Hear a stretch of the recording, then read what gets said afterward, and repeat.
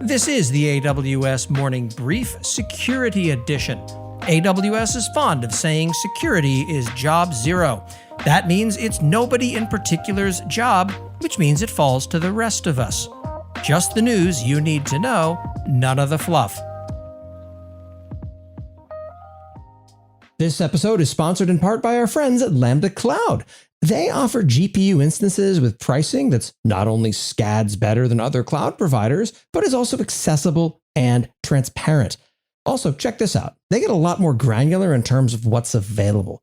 AWS offers NVIDIA A100 GPUs on instances that only come in one size and cost $32 an hour. Lambda offers instances that offer those GPUs as single card instances for $1.10 an hour. That's 73% less per GPU. That doesn't require any long-term commitments or predicting what your usage is going to look like years down the road. So if you need GPUs, check out Lambda. In beta, they're offering 10 terabytes of free storage, and this is key, data ingress and egress are both free. Check them out at lambdalabs.com/cloud. That's lambdalabs.com/cloud. Hello and welcome to Last Week in AWS Security Edition. Let's get into it. Someone put together an AWS Aurora wish list, and I've got to say it's pretty damning about a few highly important security things.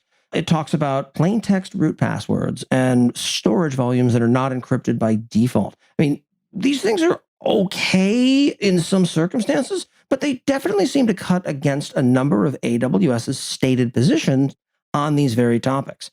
I get that it's challenging, but maybe look into that. And I found a post on the confusing lifetimes of AWS IAM Identity Center access tokens that hits at something that, to be very direct with you, I thought was just me being dumb. And it turns out no, or at least not in this particular case. It is confusing and it is inconsistent. You might want to check that out.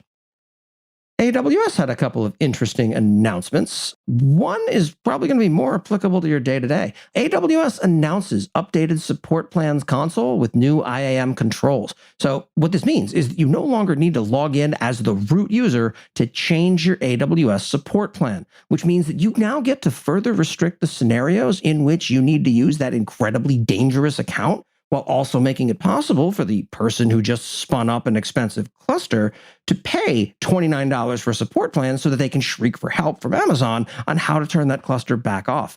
This is great. There's only a few things left before we don't need to use the root account at all.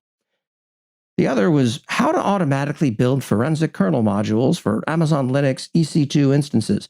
And this is the kind of who on earth does things like this approaches that I just adore. There's a whole laundry list of reasons why you wouldn't want to build out custom kernel modules in 2022, but when you need to go to that level, you sure are glad that approaches like this exist and there are people who know how to do it. And the tool of the week is aptly named. It's the AWS Security Survival Kit. It's an out-of-the-box configuration series for bare minimum security alerting. You want to deploy this. I've deployed it because the worst thing in the world is to have something like GuardDuty that's sitting there collecting alerts about what's going on in your account and then not notify you about those things. Check it out. And that's what happened last week in AWS security. I'm cloud economist Corey Quinn. I'll talk to you next week. Thank you for listening to the AWS Morning Brief Security Edition. For the latest in AWS security that actually matters, please follow AWS Morning Brief on Apple Podcasts, Spotify, Overcast, or wherever the hell it is you find the dulcet tones of my voice. And be sure to sign up for the Last Week in AWS newsletter at lastweekinaws.com.